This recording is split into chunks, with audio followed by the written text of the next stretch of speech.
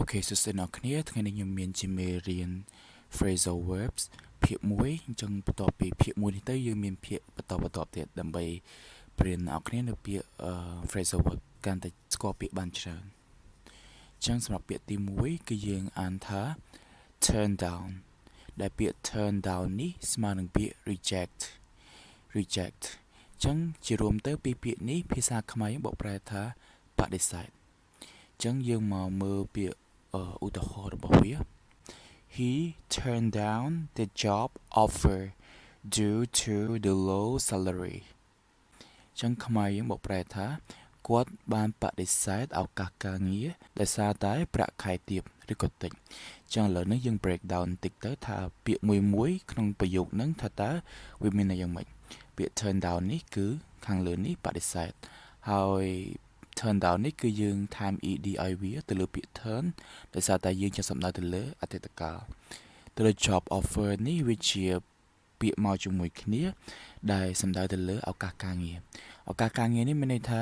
គឺគាត់ទទួលបានការងារថ្មីពីក្រុមហ៊ុនថ្មីមួយដែលគាត់បានដាក់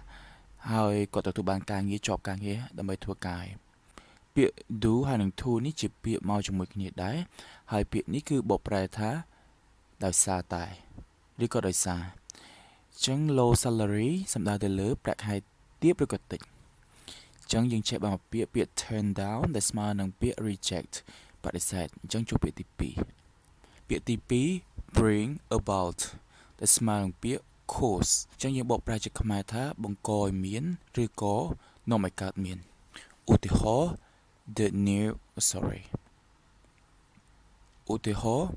the new policy brought about positive changes in the company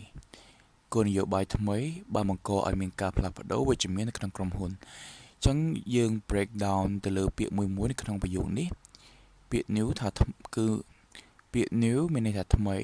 policy វាមានន័យថាគោលការណ៍ឬក៏គោលនយោបាយ brought about នេះគឺវាមកពីពាក្យ bring about តែដោយសារតែយើងចង់និយាយអំពីអតីតកាលអញ្ចឹងយើងបដូរពាក្យ bring ទៅជាពាក្យ brought ហើយ positive នេះគឺមានន័យថាវិជ្ជមាន change ប៉ុន្តែដោយសារវាមានអក្សរ s យើងអានវាថា changes ការផ្លាស់ប្ដូរចឹងដោយសារតែការផ្លាស់ប្ដូរច្រើនវាមាន s in នៅក្នុង the company គឺក្រុមហ៊ុនពាក្យទី3យើងអានថា give up ដែលស្មើនឹងពាក្យ surrender ដែលខ្មែរយើងបកប្រែថាបោះបង់ឬក៏ចោះចាញ់ឧទាហរណ៍ he didn't give up even when the task became very difficult គាត់មិនបានបោះបង់ទេទោះបីពេលការងារប្រែជាពិបាកក៏ដោយចឹងយើងទៅ break down ទៅលើពាក្យមួយនៅក្នុងប្រយោគមួយនេះ he គឺគាត់ didn't សំដៅទៅលើប្រយោគបដិសេធដែលមានន័យជាខ្មែរថាមិន give up ដែលយើងបកប្រែខាងលើថាបោះបង់ឬក៏ចោះចាញ់ even នេះគឺយើងបកប្រែថាសូម្បីឬក៏ទោះបី when នៅពេល text នេះគឺមានន័យថាការងារឬក៏កិច្ចការ became មកពីពាក្យ become ដែលមានន័យថាប្រែក្លាយឬក៏ប្រែទៅជា very គឺណាស់ហើយនឹងពាក្យ difficult លំបាកចឹងយើងបានជាប្រយោគជារួមឡើងវិញគឺគាត់មិនបានបោះបង់ទេទោះបីពេលការងារប្រែជាពិបាកក៏ដោយពាក្យទី4 take off ដែលស្មើនឹងពាក្យ remove ខ្មែរបកប្រែថាដោះចេញឧទាហរណ៍ please take off your shoes before entering the room សូមដោះស្បែកជើងចេញមុនពេលចូលក្នុងបន្ទប់ចឹងយើងបកប្រែមួយ please មានន័យថាសូម take off ដោះចេញ your របស់អ្នក shoes ស្បែកជើង before មុនពេល enter នេះគឺចូល